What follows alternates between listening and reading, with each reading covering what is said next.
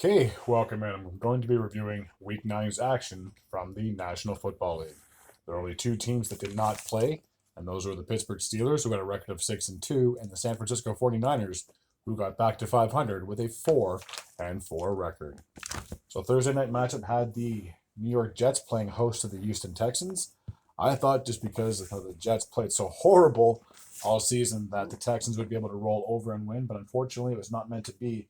The Jets would win this game 21-13. So far, with my predictions, I started off 0-1. The Dallas Cowboys went into Atlanta to take on the Falcons. I did predict that Atlanta would win only because what the hell is going on with the Cowboys? They started off so great, and now that they've lost, I'm pretty sure 3 or 4 in a row. It's not looking too good if you're a Cowboys fan. So the final score, I guess it was 27-21. Atlanta, they're now sitting at 6-3 after the win, and after the loss, the Cowboys are now 3-5, and they're in danger because the Washington Commanders are doing very well. The Philadelphia Eagles are doing really well. So they'd be lucky if they got third in that division. And the Giants, I think, only have one less win than they do. So it doesn't say a lot of good about the Cowboys. Before I continue, so with the Jets win, they're now 3-6, and with the Houston loss, they're 6-3. Alrighty, now for a horrendous game if you're a Broncos fan, as the Denver Broncos went into Baltimore to take on the Ravens. I did predict that the Ravens would win, so I got the prediction right, but my team lost horribly. And for a team that has such great defense, or supposedly such great defense, they definitely did not show up against the Ravens. 41-10 would be the final score. I remember watching at the end of the half, and it was like 17 to or like 24-10 or something like that. And then Baltimore got the ball back in the second half, scored another touchdown. So essentially, I think the commentator said that when Bo Nix left the field, it was 17-10.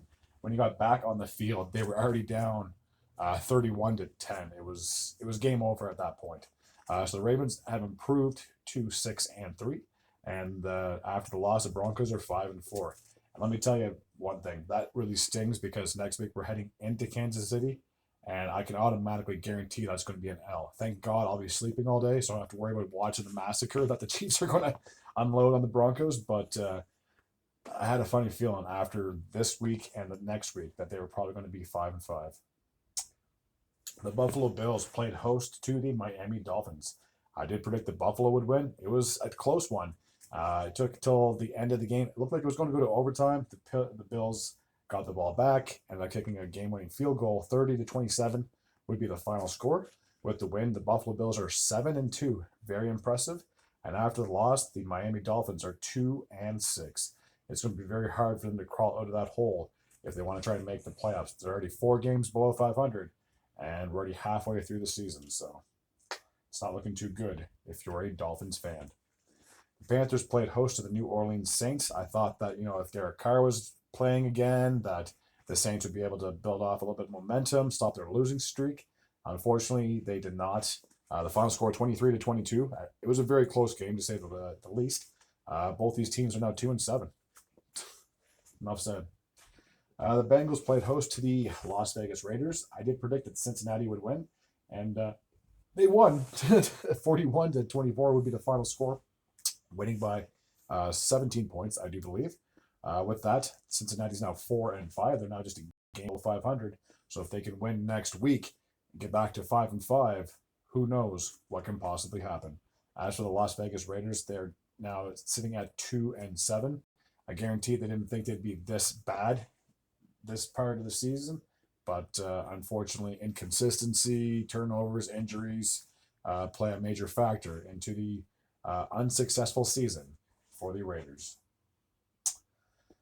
Alrighty, the Cleveland Browns played host to the Los Angeles Chargers, and I thought that if the Cleveland Browns could beat the Ravens, they surely could beat the Chargers, right? Nope. 27-10 would be the final score in favor of Los Angeles. They have now improved to 5-3 on the season, and after the loss, the Cleveland Browns are 2-7. So it's pretty much safe to say that unless they go on a 6-game winning streak, that this season could be over. Off to the NFC East, as we had the New York Football Giants playing host to the Washington Commanders. Now, I didn't think that this was going to be as close as it was, considering the Giants haven't played that well all year. But they kept it to a one-score game. 27-22 would be the final score in favor of the NFC East leading Washington Commanders. Who thought halfway through the season that Washington would be in the first place of that NFC East? I certainly didn't. I would have guessed the Eagles or the Cowboys, but the Commanders are proving a lot of people wrong. And after the loss, the Giants dropped to 2-7. The New England Patriots went into Tennessee. I did predict that New England would win. They made it close, and they managed to force this game into overtime.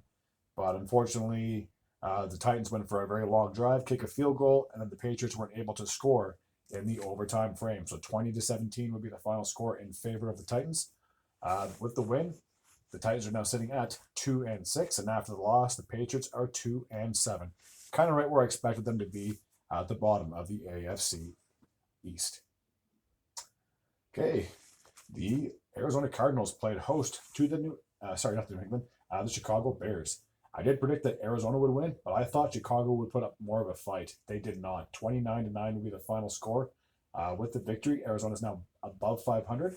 Their record is 5-4, and after the loss, the Bears are back to 500 with a record of 4-4. The Eagles played host to the Jacksonville Jaguars. I did think that the Eagles would win. They did, but I was expecting them to have like a blowout win. 28-23 would be the final score. With that win, the Eagles are now sitting at 6-2, second in the NFC East. And as for the Jaguars, this season can't end soon enough. They've now dropped to 2-7. Playoffs are very unlikely at this rate. Off to the NFC North as we had the Green Bay Packers playing. I did predict that Detroit would win this one, and they did. 24-14 would be the final score, as you can see on the screen. After the win, the Detroit Lions are 7-1, very impressive. And after the loss, the Packers are 6-3. So really nothing to hang your hat about, or hang your head about if you're a Packers fan. But it was an ugly first half of the game, to say the least. Off to the NFC West, where we had the Seattle Seahawks playing host to the Los Angeles Rams.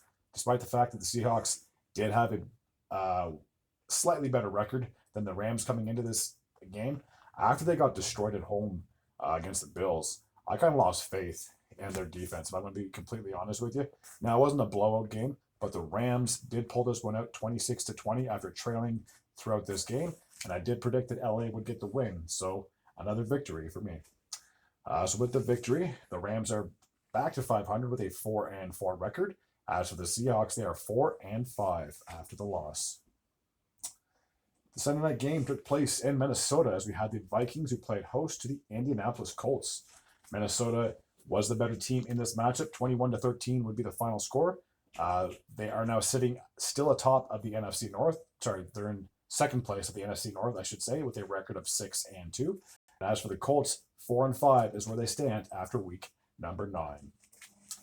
And last night's game took place between the Kansas City Chiefs and the Tampa Bay Buccaneers.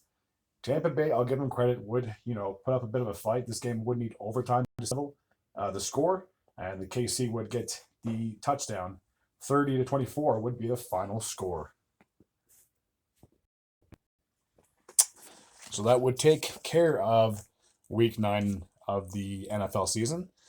So heading into this past week, my overall record was 80-43. I went 11-4 when week number 9. So now heading into week number 10, I have 91 right and 47 wrong. Not too shabby. Alrighty, that's going to take care of, like I said, this week 9 recap from the NFL season. As always, if you're new to this channel and you like this type of content, feel free to hit the sub button. I'd be very grateful and very appreciative. Until next time, and my screen just went black. Take care.